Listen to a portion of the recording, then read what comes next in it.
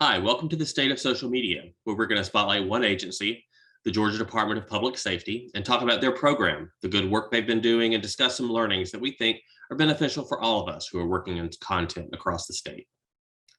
First of all, I'm Will Alford with Digital Services Georgia.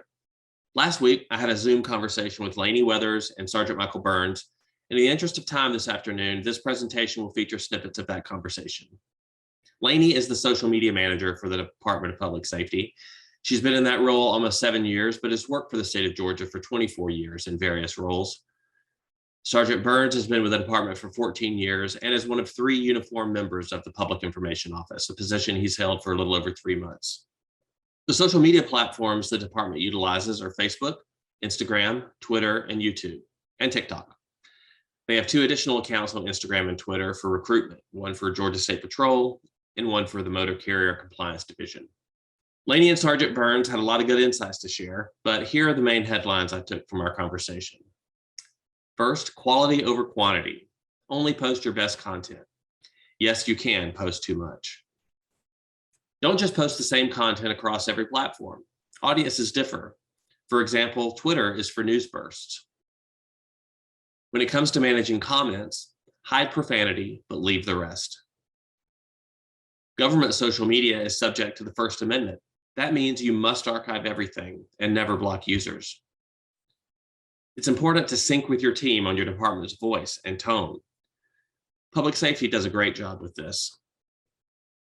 And every agency should have 2 social media policies, one governing what employees can do or say on their personal accounts, and one for how the agency conducts business on its official government accounts. So stay tuned and listen for these points and more. So what's your kind of daily process? Do you have approvals and things like that? Myself and the motor care officer have the authority to just make a post. Everyone else runs them through us. Some posts that might be of a bigger topic, or like our post for Memorial Day coming up, we want to make sure that that graphic is very appropriate. And so that would be approved through the channels. Usually even the commissioner tends to like to see that one. The one for 9/11, things like that, are very respectful and mindful. We want to make sure that everybody's on board with those. And so our daily procedure is, I am old school. I like the visual. So I have a paper calendar, about 8.5 by 11 that I use.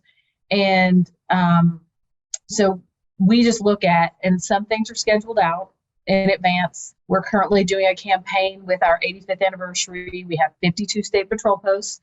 So we're doing 52 posts, 52 weeks. So every Friday at noon, we're introducing a post and what they do and what's interesting in their territory. Some of them are saying even how long they've been there, that they were part of the very first district in 1937 and all. So those things get scheduled out. But like the tornado recently in Bryan County, the Bryan County Fire and Emergency Services shared a post this morning or yesterday of 3 of our troopers they saw holding an American flag that had been on the ground. And so, no, that wasn't planned, but we shared that this morning because it's wonderful when other people brag on you. You do not always want to be the person bragging on yourself because it does not come off the same. So it's a combination of scheduled posts and what's going on that day. What could come in from the field, we then balance that, but we're not a fully everything scheduled out every day all the time. Because we also have issues like if there's a road closure from a major crash or some incident going on that we really need to push out and let everybody know about. And obviously, you can't plan for those. So that might be a last minute thing, which sometimes we'll include the command staff to figure out exactly how they want it worded or how they want it to go out and when they want it to go out and things like that. So. And now, do you leave room for those things? Because you'll post as much as you need to, I assume, when there's an event like that. You won't limit yourself. At one time, we were putting out far more content than we really should have. The guidance I was being given was, post a lot, post all the time. But it was really affecting those algorithms. It was really affecting showing up on people's feeds. So we've really brought it back down and work really hard to not go over 5. We might do 3 and then things pop up, so 2 more go out, or something pops up, so there's 4 that day. But we're trying to keep that number much lower, and being more mindful of where we're putting them. We used to do everything across Facebook, Instagram, and Twitter, and right now sometimes we just leave Twitter out because it seems more media based of our news releases and other things that we might want the media to pick up on. That's where they're going to find it, is Twitter. Do you find that, I guess, talk a little bit about your audiences and how you think about each platform? I look at Twitter more of, it's rapid fire. So to me, it's more where we find the media. During a holiday period like the one coming up for Memorial Day, we have the whole travel period, and we post the fatality count every 6 or so hours. And that's where our news release tells the media to find that number. I find it to be helpful to utilize that. WSB and stuff aren't following our Facebook page. They're following our Twitter account. We find that, yes, Instagram is the more youthful crowd. They want the sexy car pictures and those kind of things, the reels, the stories. And Facebook, to me, is the older crowd. We have a lot of, I think our demographic really runs kind of 35 to 40 is our highest, somewhere in their range and up. The 20-somethings are nowhere near Facebook.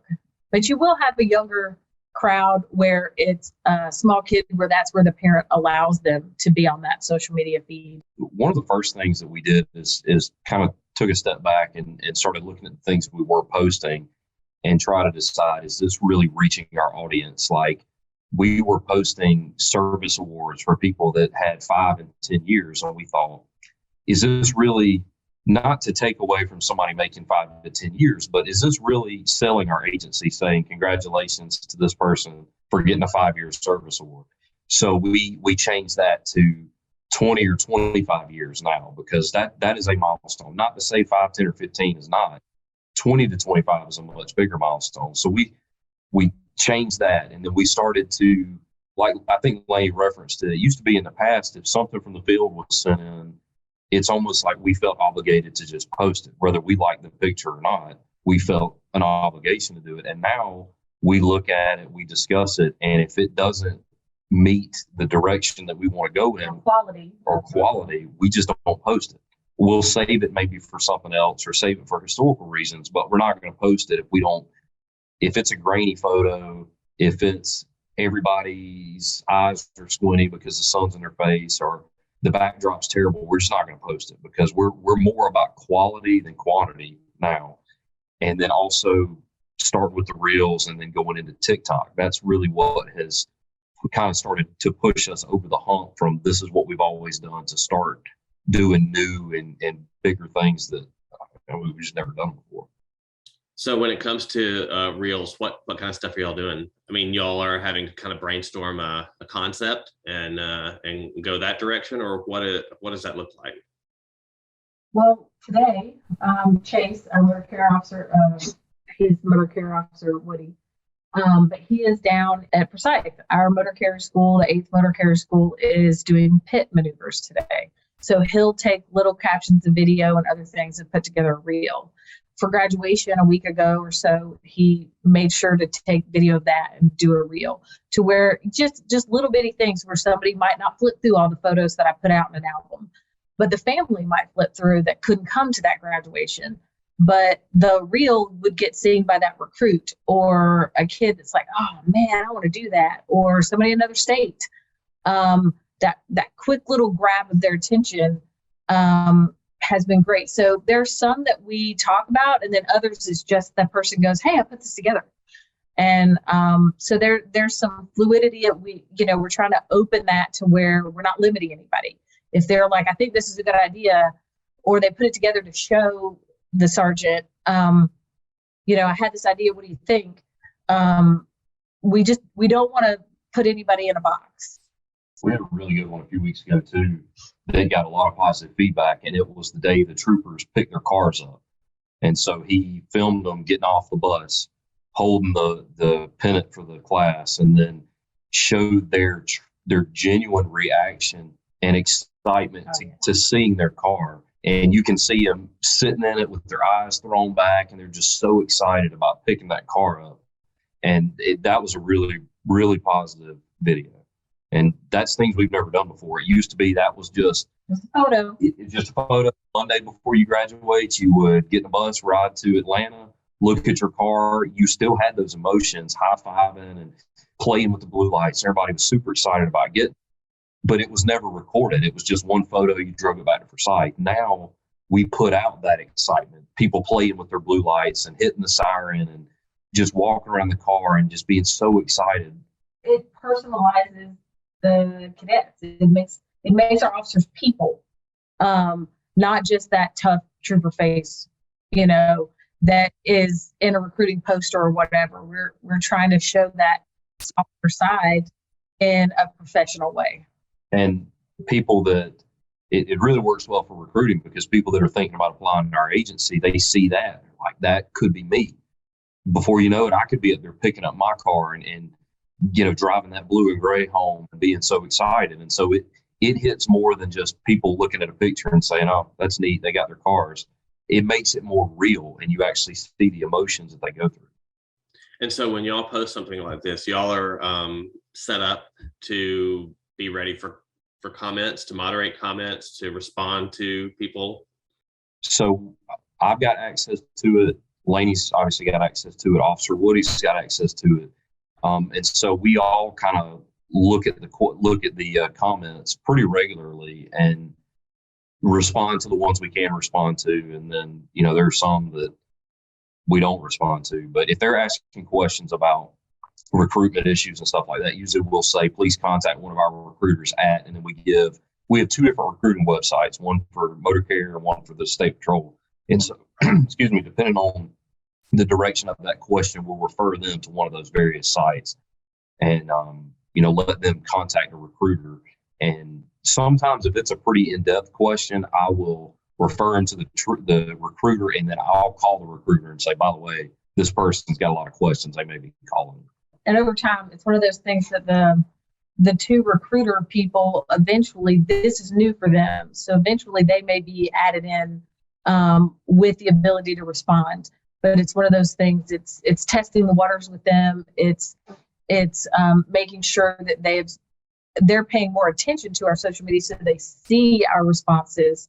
So they are more likely, when we do kind of unleash that and bring them in, they see what we've been responding, so they're ready and prepared to do answers. We're actually going to be putting together kind of our standard responses so that they would pull open that doc and cut and paste in the standard response. And if they need to add a little or tweak it for somebody, if they've added an extra item, that's okay. But we're at least headed down the path of, because when they just say, how do I get employed? We have a site that these are all our open job openings. But if they say, how do I become a trooper? Then we want to be very specific. Or how do I become a motor care officer? You want to lead them to the right person. You don't want to send them around the world. But sometimes their questions are actually more human resources related. So we're trying to come up with the best standard responses. Yeah, because someone will say, I got a ticket last year, am I disqualified? Or all sorts of questions. If you have questions about motor care, go to this website. If you have questions about the state patrol, go to this website. And that kind of led us into thinking, well, maybe we should come up with a template for a standard response. That way we're all on the same page and we're all giving out not only correct information, but the same information. Because the last thing you want is one person to say this and then the other person to say this, and it might be just a little bit different, but we need to be on the same page and need to be giving out consistent information. So we've discussed, and we'll probably be working on it in the future pretty soon, about trying to get a standard template for each question, because typically we get the same questions. And so we need to have the same type response across everybody that's got access. What do you do about the people that are just there to troll you or to kind of spin what you're putting out there into something false? How do you deal with those folks? We utilize the profanity alert that Facebook has, the level of the basic curse words. And then when we discover others or new spellings or entire new words, we do add those in. but we don't add in words like pissed or pissed off, because people are allowed to be pissed off at us. That's your right. You don't have to like us. But we don't want small kids to see where somebody calls us an F and whatever. But the great thing is it hides it. It doesn't delete it, so that that person and their friends can still see that they don't like us. But plenty of things get through, and it's not hidden. And on a Twitter, there's nothing you can do about profanity or anything like that. But we, First Amendment rights and all the legality behind that has led us to just, we have to accept that we are not liked. I did like that I was once at a conference and they gave the advice, a lawyer did, that if the person posts this, like on Facebook, the same thing under like 20 posts, you can actually hide like all but one, because what that is it's become spam. So you can at least remove it from all but one, because you still let them put that one thing, because as long as it's identical, you're still letting them voice their opinion in a public forum. You're not silencing them. But yes, we have to embrace our haters as much as we embrace the people that like us. People are allowed to not like us. People are allowed to voice their complaints. So they're there. Now, we do read them, because there have been times where someone has complained under a comment and referenced an individual, like a particular trooper, a particular department member. And so we do read them in the event that we come across that, so we can forward it to the correct people, because we have to do our due diligence. If someone's complaining, there's a trooper that's been doing this, and it's something that goes against our policy or law or against the Constitution, it's our responsibility to investigate that, to make sure that it's not actually going on, or it is actually going on, we can take appropriate response. Because when we have Facebook and all these other social media platforms, some people think that we monitor it 24 hours a day, 7 days a week, every single minute we're on it. Like, we'll get messages that say, I'm broke down on the side of the road. Can you please send me a trooper to change my tire? And that's fine during the day. But if it's at 2:00 in the morning and we're all asleep, we don't monitor it then. So we do read the comments in the event that something has actually happened, so we can forward it to the ones that investigate things, because I don't want somebody to voice a legitimate complaint in the comments section because they don't know any other way to get to us, and we overlook it and nothing's done, and it actually be an issue. So we look at them, but if they want to complain, they get to complain. There's really not a whole lot we can do about it. And an example of that, 2 a.m., I need help, or they're complaining about a speeder or somebody in the left lane. We do get back to them later saying, sorry, this page is not monitored 24 hours. In the future, please contact 911, or what they should have done. We also get things for DDS and revenue, like how do I do my tag? How do I do my driver's license? You need to fix a street sign. Well, that's DOT. So we're letting them know where those places are. And I try to include a link, if I can, to either their Facebook page or their web page, so at least they feel like they're going in the right direction. And I know probably what your answer is going to be, but do you ever hide or block any of your followers, and what does it take for that to happen? We have actually never blocked a follower. It is something I think it would have to be pretty extreme, and we would utilize our legal services office before doing so. We haven't had anything to that point. I mean, we've had things that aren't great, and we've had people who just find that for about a month and a half, they're just going to hammer us on everything, and then they get bored and go somewhere else. And I think sometimes it is leaving them alone that gets them to be bored and to go somewhere else, because they're looking for a fight, and we don't engage. It would probably have to rise to the level of someone making a specific threat, I think so. or if it became a safety concern, something along those lines. We would, and even then, we would send it to our Office of Professional Standards to investigate it to see if it's legitimate.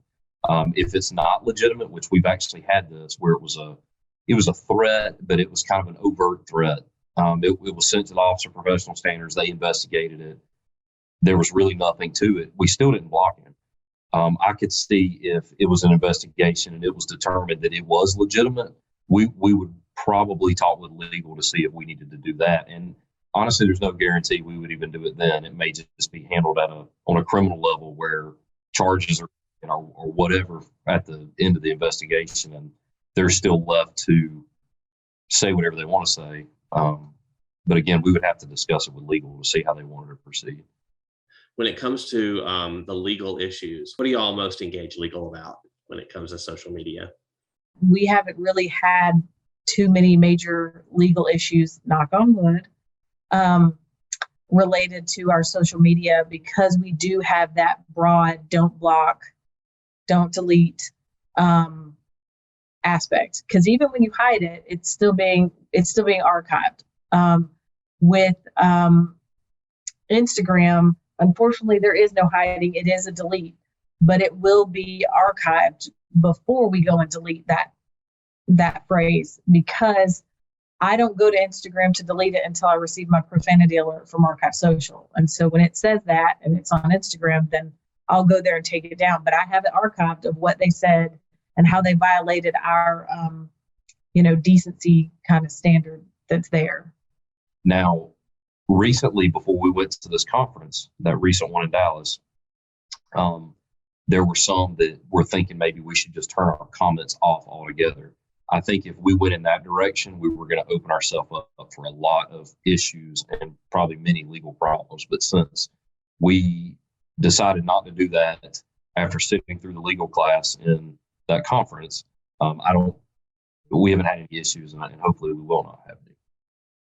You mentioned Archive Social, and I don't know if everybody knows what that is or what that's about, but I mean, that's what we also use. Do you have any guidelines around that? We have had, to use it to kind of reference back, honestly, to help justify a grant with our Nighthawks. We were able to utilize it to every time we referenced Nighthawks in a year to show how we were using social media to push safe driving, don't drive impaired, don't drink and drive, which is what that grant funds our Nighthawk teams, 3 different teams. It started as 1 and has grown to 3 around the state. And we've been able to utilize that service to help us because, as we all know, Facebook will just randomly delete something, not tell you or anything, and no rhyme or reason. And this allows us to be able to find that. You sort of alluded to kind of the capricious nature of the platforms.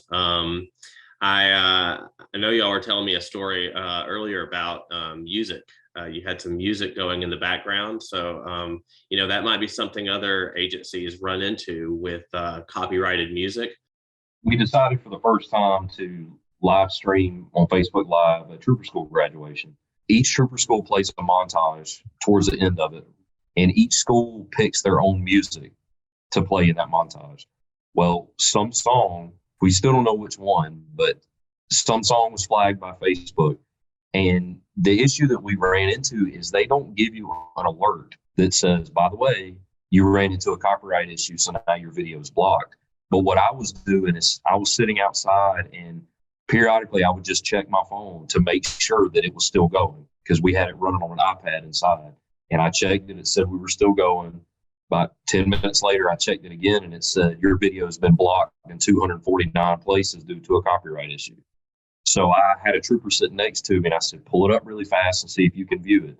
And he pulled it up, and it does, it gives you an alert if you're looking at it from another phone, like if someone shares something and then that post has been removed and it says like unable to access this post due to something else. So he could see where we had it going, but he couldn't watch it. So then I very quickly sent a text to Courtney that was running the video and said, stop it and restart it. So she stopped it, immediately restarted it. We had no other issues the rest of the time. So it was something with the music. And it's still an issue that we've got to look further into to figure out if there is a way to buy copyrights for everything. Because the problem is every trooper school picks their own music. So we have no idea what it's going to be until the day of. We have a little bit of time before the next school graduates. So we're going to have to try to figure out how to do this so we can utilize Facebook Live, because it was a very good thing. when you create a business account on TikTok, there's already a list of music that I guess the artist has allowed TikTok to use. So it's a lot. I mean, it's a lot to choose from. And you can also purchase something through TikTok that allows you access to even more music. So far, we haven't really discussed it because, again, we're like in infancy stages in TikTok. But with a business account, there's a certain list you have to choose from. How do you get your team to post with the right voice and tone and sort of attitude for your agency? We have fortunately worked together posting on a lot of different things to where we're all on the same page. And we actually had a meeting a couple of weeks ago, a social media meeting, if you want to call it that, where we all really laid out the things that we want to do and the posts that we want to get out and the way we want to explain it. And so the main thing is to make sure everybody is on the same page and on the same team. And if it's an issue that we all foresee could be much bigger than just our one post, we'll talk about it and say, what do you think is the best way to explain this? And fortunately, we're all on the same page and everybody asks questions. We don't have any rogue people that just starts posting stuff that has no business being out there. If it's even remotely of across the line where we think, I don't know, should we post this? We'll all sit down and talk about it. And then we come to a decision, well, yes, let's post it, but we'll put it with this caption because it'll make the picture a lot more understandable, or the video or whatever. The issue that we had over the weekend where there was a Delaware State bus that was stopped, and the initial article that came out, we started getting a lot of negative comments and a lot of negative feedback about it. And we went and talked to the command staff and all decided that we needed to put something out to kind of get ahead of it and say, look, it wasn't us. But the major and I talked for a very long time about exactly how we wanted to word it to make sure everybody knew that we were saying it wasn't us. And without saying, well, no, you need to call this agency, it's all their fault, because we don't want to do that. Something like that, we would all get together. Obviously, that's an extreme where we had to involve the command staff. But if it was something else where we all needed to talk about it, we would all get together and talk about it. And after it was posted, we contacted Officer Woody. He knew as well, and he got it posted on Instagram. That way, we all were on the same page and all were on the same team. What's been your biggest learning, a mistake that you've learned from? They just bombarding people with too much content, and taking that step back and saying saying the old adage of we want quality over quantity has really, I think, given us that boost. We're not overwhelming people. So what we are putting out, they're excited to see. Like in the beginning, we would post, if a trooper checked somebody, running 120 on the interstate, we'd post a picture of the radar where they checked them and say, slow down. That was a really neat post the first 5 or 6 times. But now it seems like every time a trooper checks somebody in triple digits, they send us a picture of it to post. And it's not, people have seen it, just trying to stay fresh and do things that have never been done before, and also know what our audience wants to see. So last question, let's talk about the guidelines again and what you think would be helpful for other agencies across the state. Maybe standardizing what our retention is. That's one thing I keep asking about, is having a standard retention for social media across the board. So all of us can say after 3 years or after 5 years, if we're archiving with Archive Social, or you've got some other service, or you're magically doing it some way in your own, that at some point we will not have those records. I think another thing might be how far do we want to go for our employees to post on their own pages about their job or their workplace. We have 2 policies. One talks about it monitors the accounts we've created and our presence on social media. And the other one says about employees' presence on social media, that they cannot say that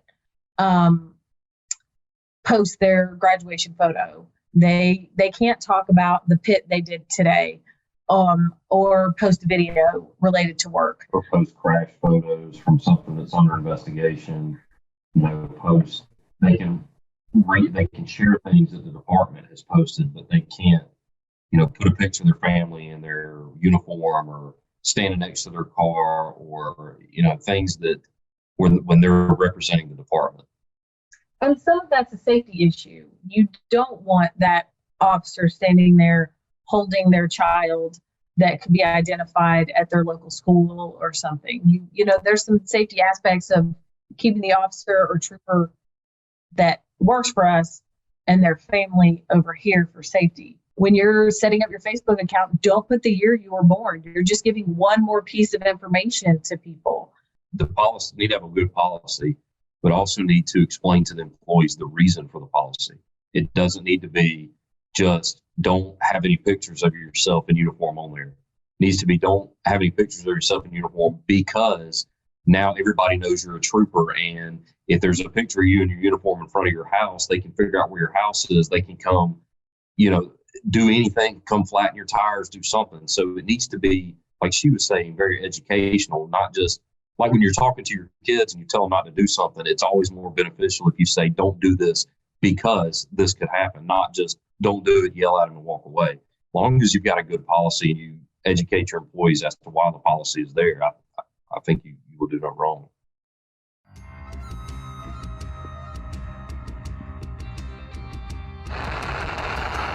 Driver, don't drive distracted.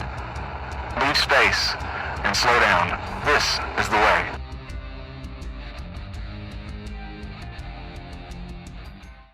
Thank you so much, Laney and Sergeant Burns, for your service to the people of Georgia and for taking the time to talk with us about your social media program. You have fantastic content to work with, first of all, and you're doing a really great job with it. Laney is part of the Georgia Digital Center of Excellence Content and Social Media Committee, along with myself, and we want to extend an invitation to any of you watching who has an interest in helping us update Georgia's standards and guidelines. Please reach out and join us. We meet quarterly and we share best practices, discuss the challenges we're facing, and ultimately we will release the updated standards. You can expect updates on legal issues that have arisen since the current standards were released, guidance on creating content like vertical video for newer platforms such as TikTok or Instagram Reels, as well as anything we feel like we can address with an enterprise-wide solution, whether it be archiving, analytics, social listening tools, or anything else. We want and need your participation in this effort. So thank you and enjoy the rest of your afternoon.